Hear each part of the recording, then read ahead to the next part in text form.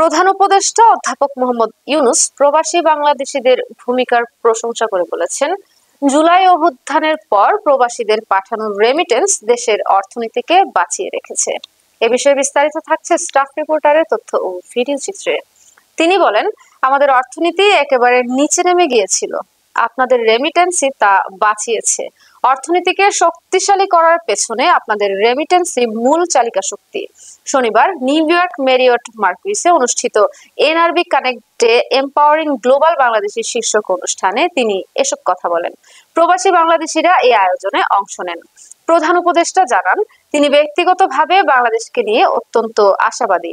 তরুণদের সম্ভাবনার কথা তুলে ধরে তিনি বলেন, বাংলাদেশে পর্যাপ্ত তরুণ জনশক্তি রয়েছে।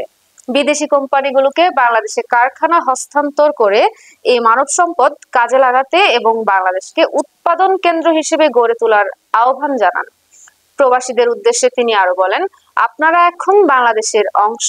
আত্মবিশ্বাস নিয়ে বিনিয়োগ ও ধারণা নিয়ে আসুন। তিনি আশ্বাস দেন, আগামী জাতীয় নির্বাচনে প্রবাসীদের ভোটাধিকার নিশ্চিত করা হবে।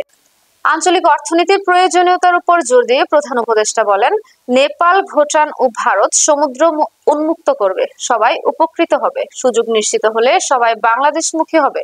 2006 সালের নোবেল শান্তি পুরস্কার বিজয়ী অধ্যাপক ইউনূস জানান, ইতিমধ্যে সামুদ্রিক সম্ভাবনা কাজে লাগাতে বহু অংশীজনের সঙ্গে আলোচনা হয়েছে। তিনি বলেন, কক্সবাজার মাতারবাড়ি গভীর সমুদ্র বন্দরের জন্য প্রস্তুত। পাশাপাশি বঙ্গোপসাগরে গ্যাস সম্পদ অনুসন্ধানের প্রয়োজনীয়তার উপর গুরুত্বারোপ করেন তিনি।